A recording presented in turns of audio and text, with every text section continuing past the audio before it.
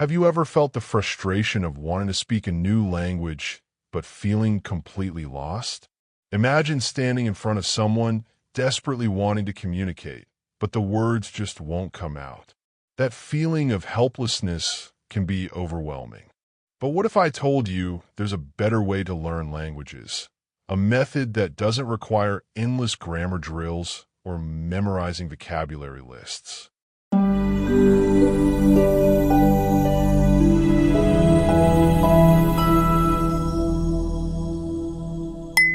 Hello, wonderful language learners. Welcome to LMJ English, where we transform the way you approach language learning. I'm thrilled to share with you today an incredible true story about Mark, an ordinary person who discovered extraordinary methods to master English. His journey from struggling beginner to confident speaker will revolutionize how you think about learning any language. Before we dive into this fascinating story, make sure you hit that subscribe button and turn on notifications so you never miss our practical language learning tips and inspiring stories.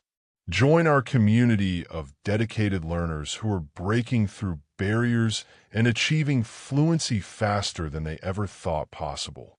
Today's story will reveal the exact techniques, daily habits, and mindset shifts that can transform your language learning journey, just as they did for Mark.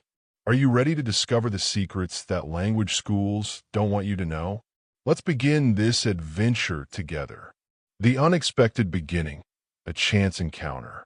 Mark's journey into mastering English began in the most unexpected way, on a train ride during a beautiful summer day. As he settled into his seat, he noticed two ladies sitting opposite him engaged in a lively conversation.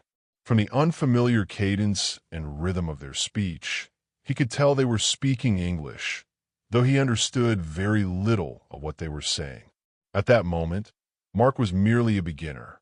His vocabulary was limited, his confidence even more so. Yet something inside him sparked a desire to connect. Despite knowing only basic phrases and simple words, he made a bold decision that would change the course of his language learning forever. He decided to speak to these strangers. "I decided to try to speak to the ladies," Mark recalls. "I say some sentences in my basic English, and they understand what I say. I don't know many words and I speak slowly, but the ladies are kind and patient." This 10-minute conversation became the catalyst for Mark's transformation. The ladies were encouraging and appreciative of his efforts, so much so that they gave him their contact information and invited him to visit them in England. This brief exchange planted a seed that would grow into a passionate pursuit of English fluency. What made this encounter so powerful wasn't the technical aspects of language that were exchanged, but rather the emotional connection that was formed.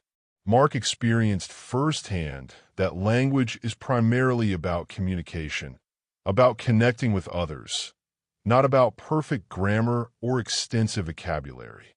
After this meeting, something shifted in Mark's approach to learning. He began devoting 2 hours almost every day to improving his English skills. He translated texts, watched films in English, and immersed himself in the language. This consistent practice yielded remarkable results. Within just 5 months, Mark could speak quite well.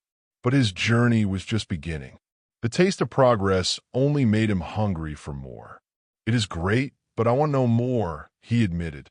This desire led him to make a life-changing decision, to travel to London and study English in an immersive environment. The train encounter taught Mark his first important lesson about language learning. Authentic communication, even at a basic level, provides stronger motivation than any textbook exercise. When we connect with real people, we tap into the true purpose of language, building bridges between different worlds. Mark's experience demonstrates that the journey to language mastery doesn't have to begin with perfect conditions or extensive knowledge. It can start anywhere, anytime, with whatever limited resources you have. What matters most is having the courage to use what you know, to reach out and make connections, however imperfect they might be. As Mark prepared for his adventure in London, he couldn't have imagined the revolutionary learning methods he was about to discover. Methods that would transform not just his English abilities, but his entire understanding of how languages are acquired. His chance encounter on the train was merely the first step on a journey that would reveal the true secrets of effective language learning. The transformative classroom, breaking traditional methods. Mark arrived in London with high expectations for his first English lesson. Having chosen a school he believed would be good, he was eager to continue his learning journey in a formal setting. What he discovered, however, was a classroom experience unlike anything he had anticipated, one that would challenge everything he thought he knew about language acquisition. On that Monday morning, Mark met his teacher, a young woman whose approach to language learning was refreshingly unconventional. From the very beginning, she established a classroom environment focused on practical communication rather than academic study. Our teacher says that she will teach us a very effective method, which is based on using the language. Mark recounts with excitement. Our teacher tells us that we will not have to study and we will not use textbooks. We will immerse ourselves in the language. This revelation was liberating for Mark, who admitted he didn't particularly enjoy studying or textbooks. Instead of tedious grammar exercises or vocabulary memorization, the class focused on exchanging ideas through natural conversation. The teacher explained her philosophy clearly. Languages help us say ideas and understand ideas. So when you learn a new language, the best way to learn is to use it for exchanging ideas. The first lesson consisted almost entirely of speaking practice. Students discussed their hobbies and free time activities in pairs or with the teacher. Mark was astounded by how much English he actually spoke during that single lesson, more than he had ever spoken in any previous class. I have never spoken so much English during one lesson in my life. I have never learned this way before, he reflects. I am happy and I look forward to the next lesson. What made this approach so revolutionary was its direct contrast to traditional language education. While conventional methods often focus on learning about the language, studying grammar rules, memorizing vocabulary, and completing written exercises, this teacher emphasized using the language for its intended purpose, communication. The teacher explained that many students make the critical mistake of studying about English without actually using it. They spend countless hours memorizing words and rules, but rarely engage in genuine communication. This disconnection between study and practice often leads to students who can pass written tests but struggle to have simple conversations. The immersion method presented in Mark's classroom was based on the natural way children learn their first language, through constant exposure and use, without formal study of grammatical structures. Children speak their native language fluently long before they ever study its grammar rules. This teacher believed adult learners could benefit from a similar approach. Mark's classroom became a place where speaking wasn't just an occasional activity, but the primary focus. Students were encouraged to express their thoughts, share their opinions, and engage in meaningful exchanges, regardless of mistakes or limitations in vocabulary. The emphasis was always on conveying ideas rather than achieving technical perfection. This transformative environment created a psychological shift for Mark and his classmates. Instead of feeling the pressure to perform perfectly, they felt the freedom to experiment with the language. Instead of fearing mistakes, they embraced them as natural steps in the learning process.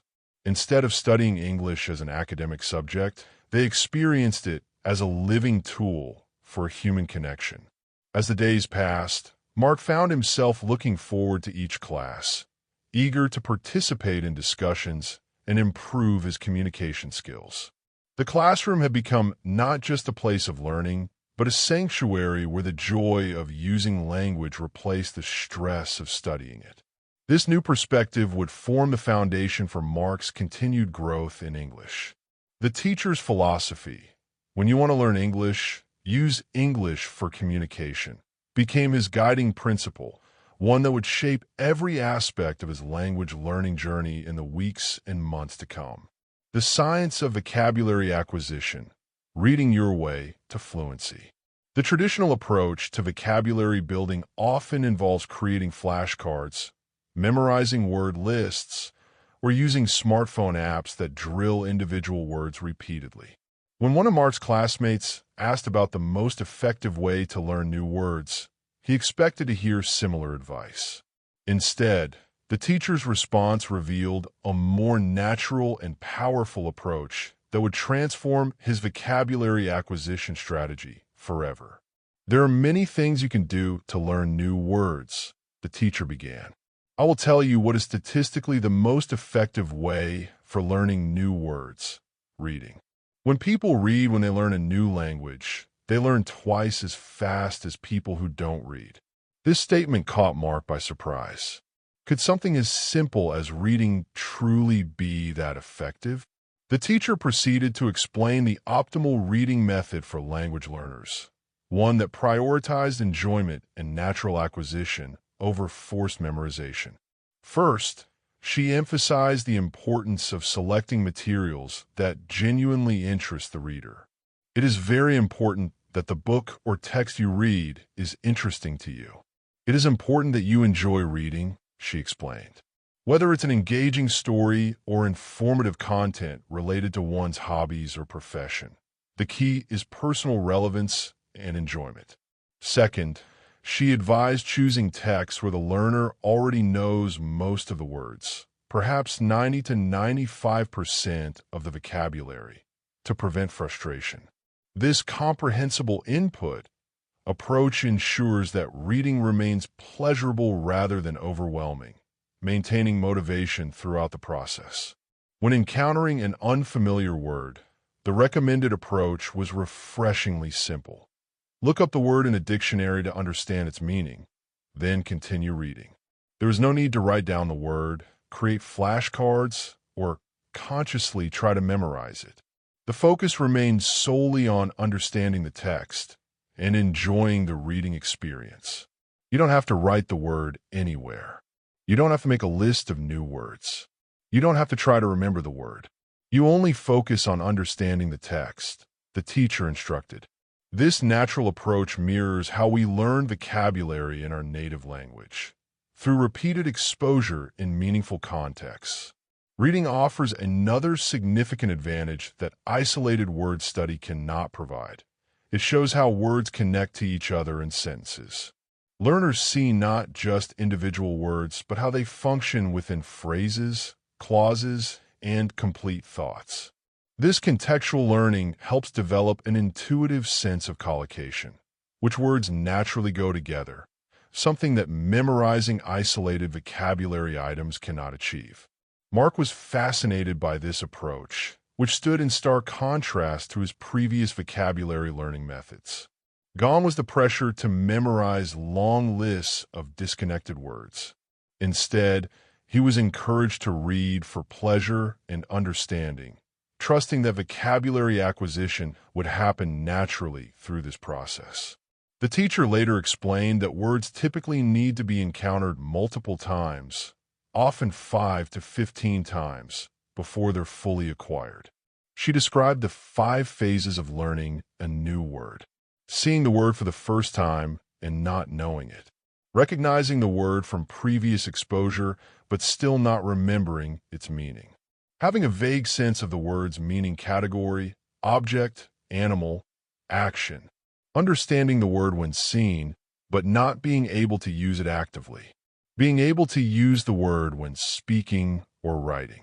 This framework helped Mark understand why immediate memorization of new words is rarely effective. Each word needs to progress through all these phases before it becomes part of one's active vocabulary. The beauty of extensive reading is that it naturally facilitates this progression through repeated contextual exposure. Mark embraced this approach wholeheartedly, committing to reading for at least 30 minutes daily. He started with simplified versions of classic stories, gradually moving to more complex materials as his vocabulary expanded. Rather than feeling frustrated when he forgot words he had looked up, he now understood this as a normal part of the acquisition process. Over time, Mark noticed his vocabulary growing not just in size but in depth. He was developing nuanced understanding of words, including their connotations, typical usage patterns, and relationships with other words. Most importantly, he was acquiring vocabulary that he could actually use in conversation, not just recognize on a test. The teacher's wisdom proved true. When you want to learn new words effectively, read for 30 minutes every day. This simple habit became one of the cornerstones of Mark's language learning success, demonstrating that sometimes the most effective approaches are also the most natural and enjoyable. Mastering pronunciation and speech, training your mouth to speak like a native. One day in class, a quiet Korean student voiced a concern that many language learners share, but few express openly. I have a big problem with pronunciation. I know that my pronunciation is not very good, but I don't know how to improve it. I don't speak much because I don't want others to listen to my bad pronunciation. This honest admission resonated with Mark, who had also worried about his accent. Despite understanding English well, the Korean student struggled with the speaking aspect, a common challenge for many language learners who can read and comprehend but hesitate to speak. Mark's teacher seized this opportunity to introduce a revolutionary technique for pronunciation improvement, shadowing. The name of this technique is shadowing, she explained. The technique is very simple. When you do shadowing, you simply copy the sound that you hear immediately after hearing it. She drew a parallel to how children learn their first language, not through formal instruction, but through imitation. When children learn their first language, they learn it by copying. They copy after their parents again and again until their pronunciation is perfect. You can learn English pronunciation in the same way. The teacher explained that pronunciation challenges stem primarily from muscle memory. When speaking a new language, learners often use the same mouth muscle movements they use in their native language, resulting in foreign-sounding pronunciation. Shadowing trains these muscles to move in new ways, creating the sounds of the target language more accurately. The procedure was straightforward. Find audio or video recordings of native speakers, not too fast-paced and understandable to the learner. Listen carefully and immediately repeat what is heard, mimicking not just the words but the intonation, rhythm, and connected speech patterns. To demonstrate, the teacher found a video online that showed the shadowing technique in action. After watching, the entire class practiced for about 3 minutes. Mark was intrigued by this new approach he had never encountered before. Later that week, Mark decided to dedicate significant time to practicing the shadowing technique. He spent Saturday evening and all of Sunday attempting to speak like a native with remarkable results.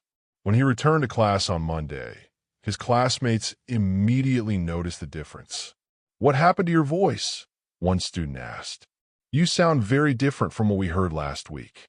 Your pronunciation is very good." Some students reported physical discomfort when attempting shadowing. Their mouth muscles actually hurt after 5 minutes of practice. The teacher reassured them this was a positive sign. If you do shadowing for the first time and your mouth hurts after 5 minutes, it means that you are doing it correctly. Your muscles need to be trained to this new way of speaking. It is like going to the gym for the first time. This physical dimension of language learning was a revelation for Mark. He had never considered that speaking a foreign language was partly a physical skill requiring muscle training, similar to learning a sport or playing a musical instrument. Beyond pronunciation, the teacher introduced another powerful technique for developing fluent speech: thinking aloud in English. This method was shared by a returning Italian student named Na, who had transformed from a beginner to a fluent speaker in just 1 year using the teacher's techniques. Why I started with this technique? It wasn't easy, Na explained to the class. I started with very simple sentences. For example, I can speak English. It is good that I can speak English. I want to be better. I need to practice every day. The thinking aloud technique involved transitioning from thinking in one's native language to thinking in English, then actually verbalizing these thoughts aloud. This practice created a direct pathway from thought to English speech, bypassing the mental translation process that often slows down language learners. Na described how this technique revolutionized her speaking ability. After some time, I got used to it. It was normal for me to think in English. Then something interesting happened. I met a man from Australia. I could see that I was able to speak with him without big problems. My sentences were still simple and short, but because I said them many times before when I was thinking aloud, I was able to speak. I didn't have to translate in my head from Italian to English as I did before using this technique. Mark was inspired by Na's success and immediately decided to incorporate thinking aloud into his daily practice routine. He began by thinking simple thoughts in English throughout the day, gradually progressing to verbalizing these thoughts when alone. The combination of shadowing for pronunciation and thinking aloud for fluency provided Mark with powerful tools for improving his spoken English. These techniques addressed both the physical aspects of speech, muscle training through shadowing, and the cognitive aspects, eliminating mental translation through thinking aloud. By consistently applying these methods, Mark experienced rapid improvement in both his pronunciation and his ability to speak without hesitation. The techniques required no special equipment or expensive resources, just dedication and consistent practice. As his teacher often emphasized, when you want to speak English fluently, think aloud. When you want to have good pronunciation, repeat after native speakers. These two simple yet powerful techniques transformed Mark's speaking abilities, proving that with the right approach, anyone could develop natural-sounding pronunciation and fluent speech patterns in a new language. Grammar and listening skills development. Natural acquisition over memorization. Mark had always found grammar to be one of the most daunting aspects of language learning.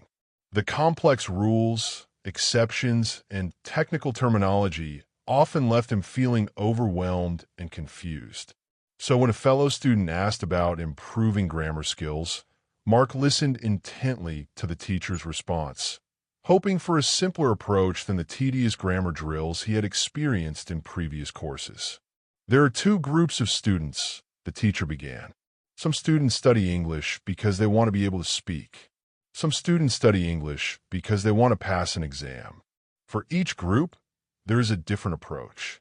Mark was relieved to hear that for those learning English primarily for communication, grammar didn't need to be studied extensively as a separate subject. The teacher explained that native speakers learn to use grammar correctly without formal instruction. Children speak grammatically correct sentences long before they ever study grammar rules in school. If this is your case, you don't have to study grammar a lot, she assured the class. When you learned your native language, you also learned it without studying grammar. You can learn English grammar naturally by using the language. According to the teacher, the best way to develop a natural sense of grammar was through extensive reading and the shadowing technique they had already learned. Books are written in good grammar. When you read, you will learn grammar in the context of the whole sentence, she explained. When you do shadowing, you practice the correct grammar. You do it naturally. You don't have to try to remember anything. You only copy sentences with correct grammar. This approach was liberating for Mark. Instead of memorizing abstract rules about when to use different verb tenses or struggling to understand grammatical terminology, he could absorb these patterns naturally through exposure to well-formed sentences in his reading and listening materials. For students who needed to pass formal exams, the teacher recommended a more targeted approach, studying specifically for the exam format and practicing with past exam papers. But since Mark was learning for communication purposes, he was delighted to focus on using the language rather than analyzing it. Just as with grammar, the teacher presented a natural, enjoyment-based approach to developing listening skills. When asked about the best ways to improve listening comprehension, she emphasized consistent daily practice with appropriate materials. There are two types of materials which you can listen to, she explained. You can listen to some audio, or you can watch a film. For audio materials like podcasts or audiobooks, she recommended choosing content where the listener already knows 95% or more of the words. When you practice listening, you practice getting information from spoken language. You don't try to learn new words, she clarified. For beginners, she suggested reading a text first and then listening to the audio version, which provides a comfortable entry point for training the ear to recognize familiar words in spoken form. As for films and videos, she advised first watching with subtitles to understand the content, then rewatching without subtitles to challenge listening skills. It is necessary to have at least 30 minutes a day of listening, the teacher insisted. The more you listen, the faster you will understand more words. She also shared an important psychological insight. When listening, you should always look at what you already understand, even if it is just 10% at the beginning. It is very easy to demotivate yourself by realizing all of the parts that you don't understand yet. Mark found this positive approach refreshing. Instead of feeling discouraged by what he couldn't yet understand, he began celebrating small victories. Each new word or phrase he recognized in spoken English. This shift in perspective made his listening practice more enjoyable and sustainable. By following the teacher's recommendations, Mark established a daily routine that included both reading and listening activities.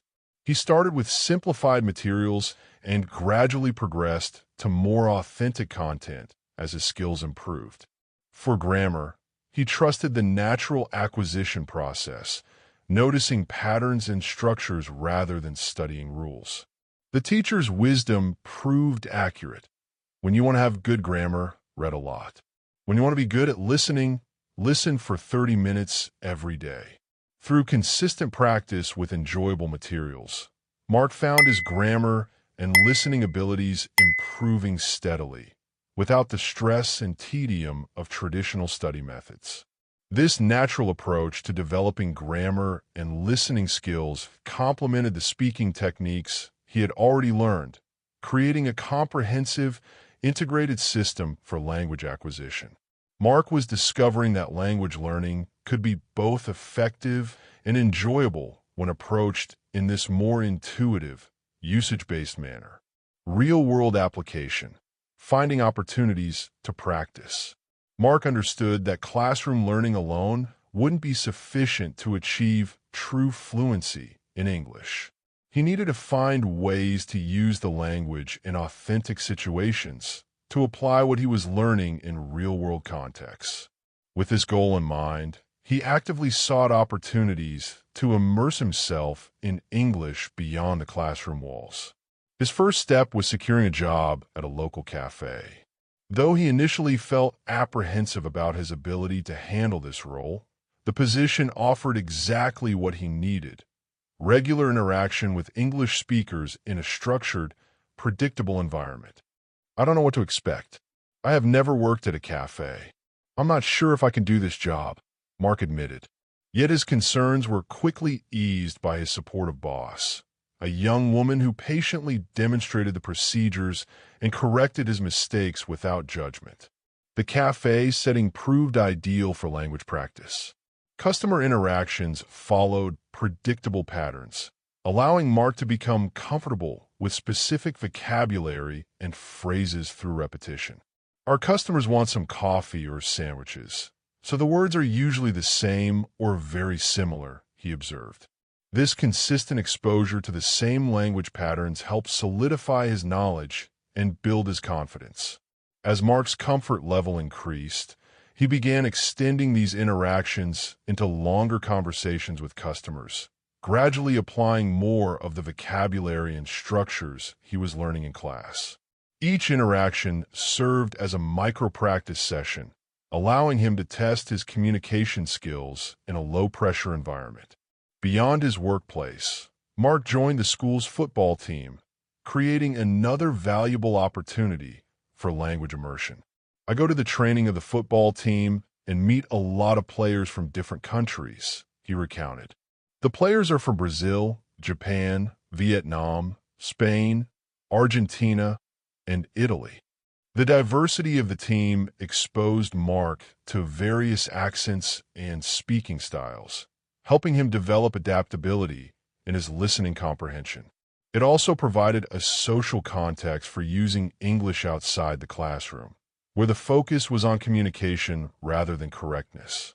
These real-world experiences occasionally presented challenges that classroom learning hadn't prepared him for. One day at the cafe, Mark encountered a Scottish customer whose accent he couldn't understand despite speaking English. This moment of confusion left him questioning his progress until his boss reassured him that this was a common experience even for advanced learners. This can happen when people speak with an accent that is new to us, his boss explained. Later, his teacher elaborated, "Your ears aren't used to listening to the Scottish accent. All you have to do is listen more to Scottish English. You need to train your ears to this accent as well." Rather than seeing this as a setback, Mark used it as an opportunity to broaden his listening skills by seeking out Scottish films and television shows. He came to understand that adapting to different accents was simply another aspect of language learning, not a reflection of his overall ability. Another valuable lesson came from observing how his boss communicated with customers who had limited English proficiency. When she hears that they don't speak English very well, she does something very interesting. She changes her English. She uses very simple sentences with only 3 or 4 words. Mark noted, this demonstrated the importance of adaptability in communication, adjusting one's language to ensure mutual understanding. Mark's teacher explained that this adaptability is what allows people at different proficiency levels to communicate with each other. Even people who speak English very well can have a conversation with those who are just at the beginning of their journey, she assured the class. This insight helped Mark understand that effective communication doesn't require perfect language. It requires awareness and willingness to meet others where they are. Through his job and sports activities, Mark created an immersive English environment for himself, transforming London into a living language laboratory. Each interaction became a learning opportunity, each conversation a chance to apply classroom knowledge in meaningful ways.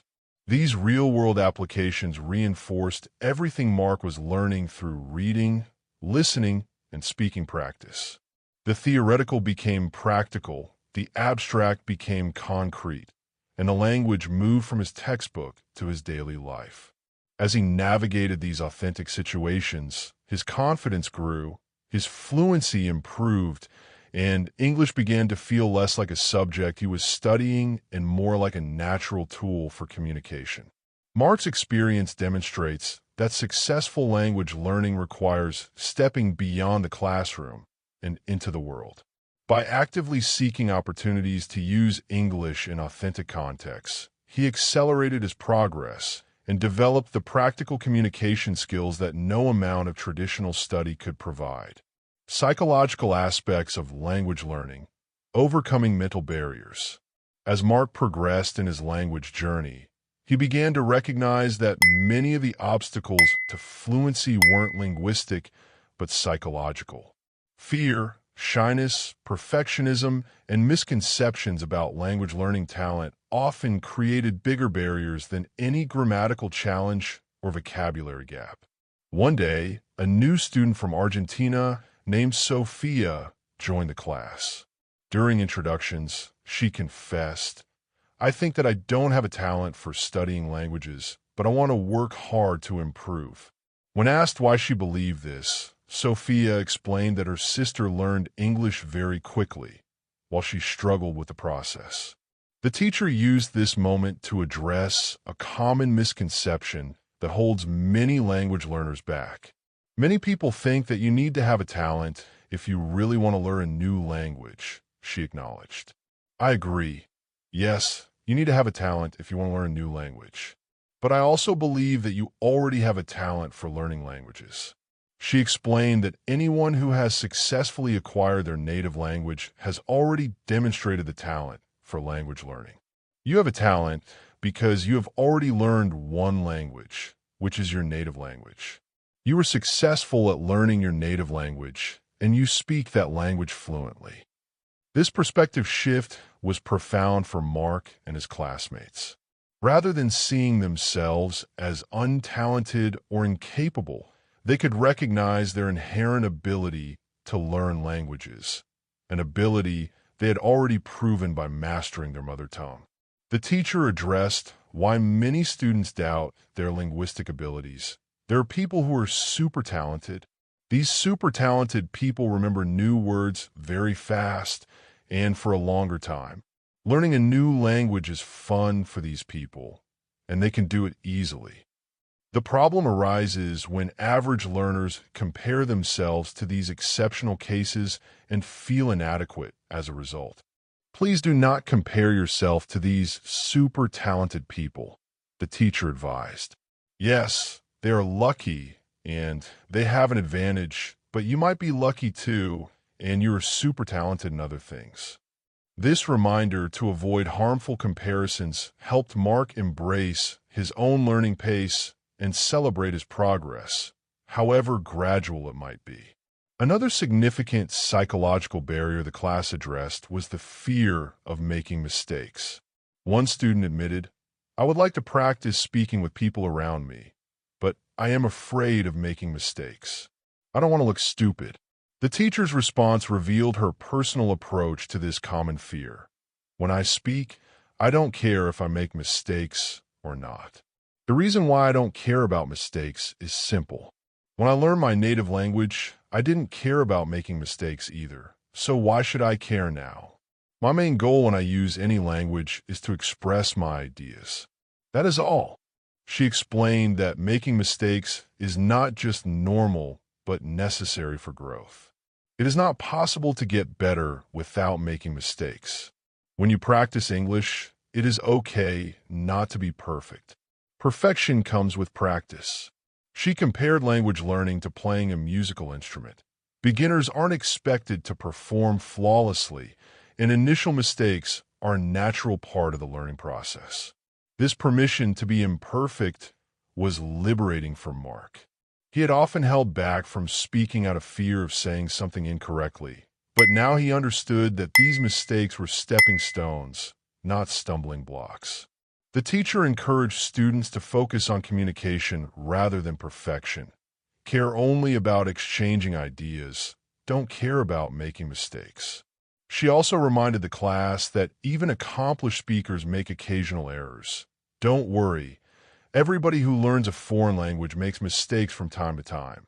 Even famous people, bosses of big companies, or politicians. When you listen to these people on TV, you see that they don't care about mistakes. They care about what is important, and that is expressing their ideas.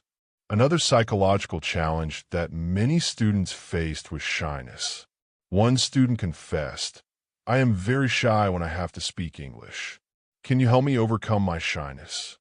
The teacher acknowledged that feeling uncertain when using a foreign language is natural. She shared her own experience. "I was also very shy when I learned foreign languages. I remember well how I was afraid to make a mistake. When I did make a mistake, I felt stupid and sometimes I blushed."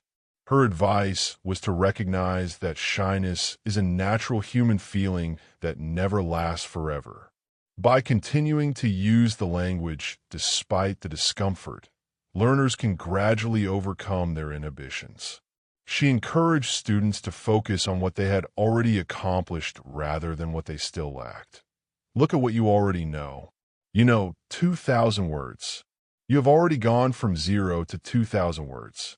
Appreciate it. Many language learners set impossibly high standards for themselves, believing that anything short of native-like perfection means failure.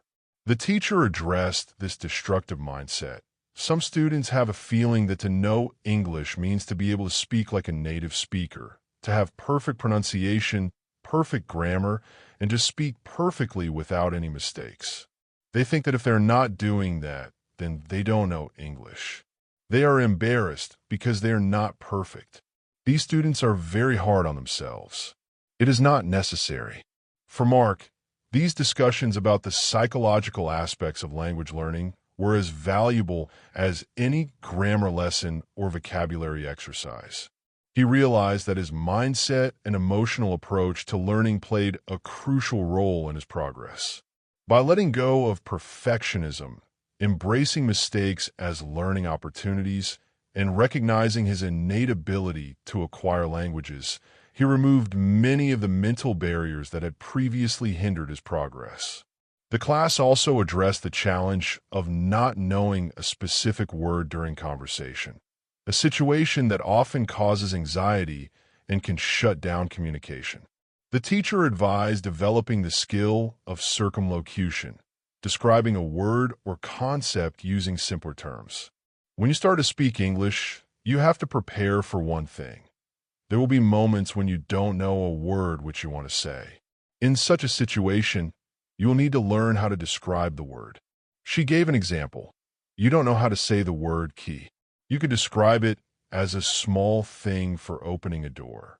This strategy allows learners to maintain the flow of conversation even when facing vocabulary gaps, building confidence and resilience in real-world communication situations.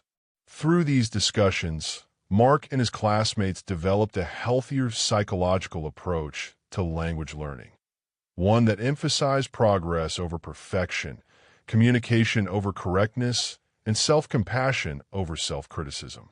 This mindset shift proved just as important to their success as any linguistic technique or learning strategy. The teacher's final words on this topic resonated deeply with Mark. You can learn English only when you use English. It is okay to be shy, but it can't stop you from using English.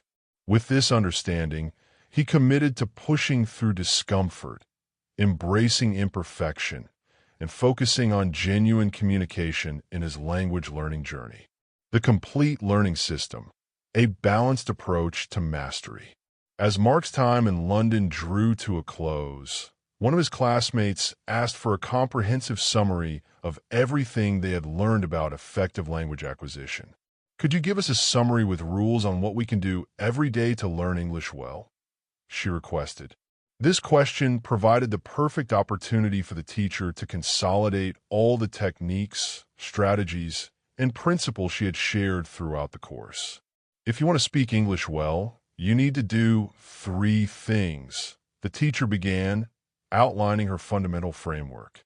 You have to read, listen, and speak. What is important is that you do all these 3 activities about the same amount of time. If you leave one out, then your progress will not be as fast as it could be. This balanced approach became known as the 30-30-30 formula, dedicating 30 minutes daily to each of the 3 core language activities. From my experience, I can say that it is important to use English every day for at least 90 minutes, the teacher explained. You don't have to study, but you should use English actively. For reading, the recommendation remained consistent with earlier advice.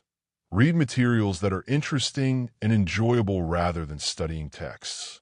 Don't read to study English. Read to get some new information or read to enjoy an interesting story, the teacher emphasized. The purpose should always be meaningful engagement with the content, not just language practice. The listening component followed similar principles. Choose content that is engaging and gradually increase the difficulty level as comprehension improves.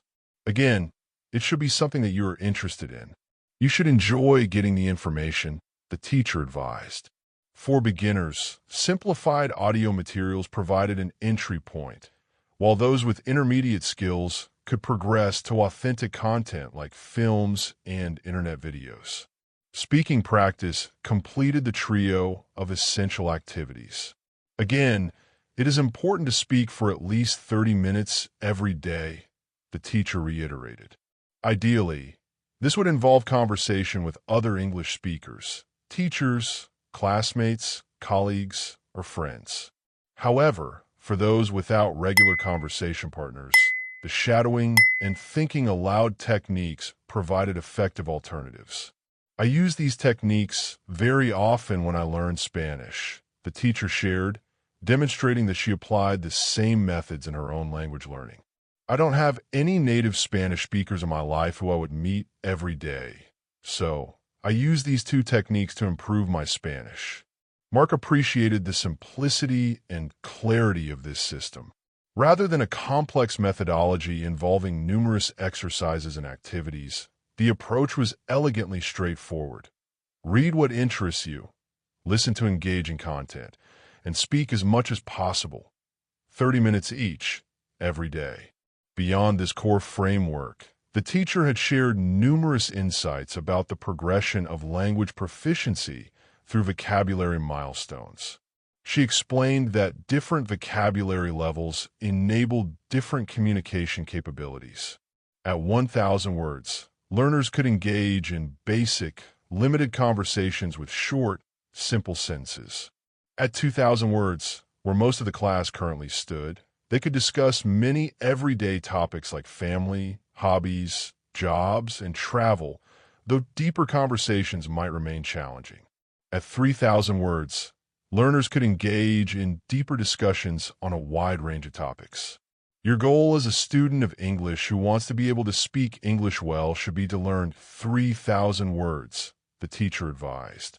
This vocabulary progression provided clear milestones for measuring progress. Using the website test-languages.com, students could assess their current vocabulary level and track their improvement over time. This objective measurement helped maintain motivation by making progress tangible and visible. The teacher also emphasized the critical role of motivation in successful language learning. Early in the course, she had asked the class about their reasons for learning English, highlighting that strong motivation correlates strongly with success. When you have it, you can succeed. When you don't have it, it is very hard to be successful, she noted. Mark's own motivation had evolved from his initial desire to understand Beatles' lyrics to a broader appreciation of English-speaking culture and the practical advantages of language proficiency. This evolving motivation helped sustain his commitment to daily practice. Another key component of the complete learning system was enjoyment. If you like English, it is easier for you to learn it, the teacher observed. Finding aspects of the language or culture that genuinely appealed to the learner, whether music, literature, films, or personal connections, created intrinsic motivation that made consistent practice sustainable. The teacher's complete learning system wasn't just about techniques and activities. It included psychological principles as well. Embracing mistakes as part of the learning process, focusing on communication rather than perfection, recognizing one's inherent language learning ability, and celebrating progress all contributed to a healthy, productive approach to language acquisition. As Mark prepared to return to his home country, he felt equipped not just with specific techniques, but with a comprehensive understanding of how languages are acquired.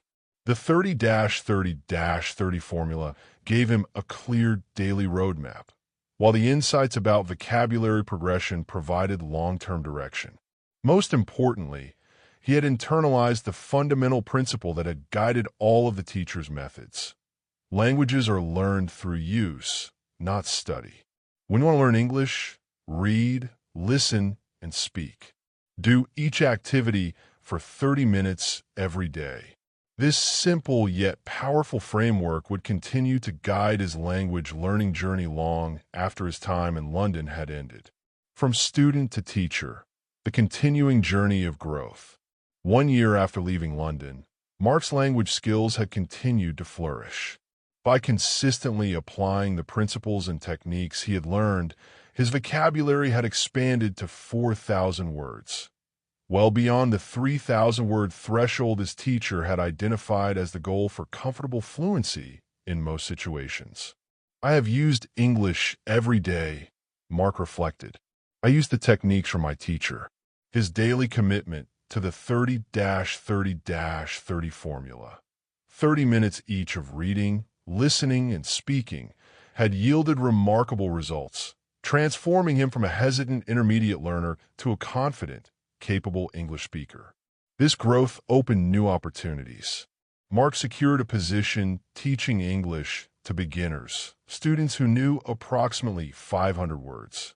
While this represented a new challenge, he approached it with humility, recognizing that effective teaching, like language learning itself, requires practice and patience. It is good for me because I know that I need a lot of practice as a teacher before I can teach at higher levels, he acknowledged. Yet he possessed an invaluable asset that many language teachers lack: first-hand experience with an effective, enjoyable approach to language acquisition. I have one great advantage in my new job, Mark realized. I had a great teacher in London. I learned a lot from her. The methods and principles that had transformed his own relationship with English now informed his teaching approach. Rather than defaulting to traditional grammar-heavy instruction or rote memorization, he implemented the natural, usage-based techniques his London teacher had championed. Now, I'm trying to give all I learned from my teacher to my students, he explained. I want them to be successful as well. This transmission of knowledge created a ripple effect, extending the impact of his teacher's methods to a new generation of language learners. Mark's journey illustrates the cyclical nature of mastery, the progression from novice to practitioner to guide. By internalizing effective learning principles and then sharing them with others, he participated in the ongoing evolution of language teaching methodology, helping move the field away from outdated approaches toward more natural, effective techniques. His transformation from student to teacher also highlighted the multiplicative power of effective education. When one teacher impacts one student deeply, that student may go on to influence dozens or hundreds of others throughout their lifetime. Mark's London teacher likely never anticipated that her methods would spread beyond her small classroom to influence learners in another country. Yet through Mark, her approach gained new life and wider application. The story of Mark's language learning journey contains valuable lessons for learners and educators alike. For learners, it demonstrates that with the right approach and consistent practice, significant progress is achievable within a relatively short time frame. Mark went from basic beginner to confident communicator in less than 18 months by following principles that align with how the human brain naturally acquires language. For educators, Mark's experience challenges traditional teaching methods that prioritize grammar rules and vocabulary memorization over meaningful language use. His success underscores the effectiveness of approaches that emphasize extensive reading, consistent listening practice, and abundant speaking opportunities, methods that mirror how children acquire their first language. Most importantly, Mark's story reveals that language learning doesn't have to be a tedious, frustrating experience. With methods that prioritize enjoyment, meaningful communication, and natural acquisition processes, learning a new language can be a fulfilling, even joyful journey. The formula that guided Mark's success remains elegantly simple.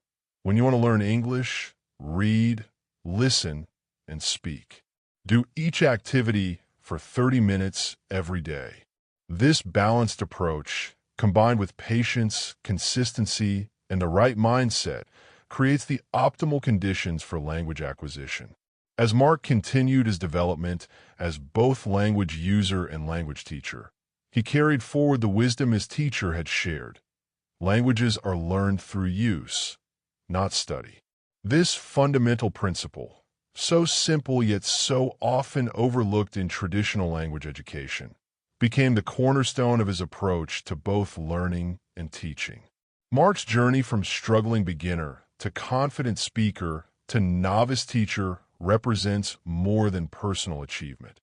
It exemplifies the transformative power of effective language education and the profound impact that one exceptional teacher can have across generations of learners.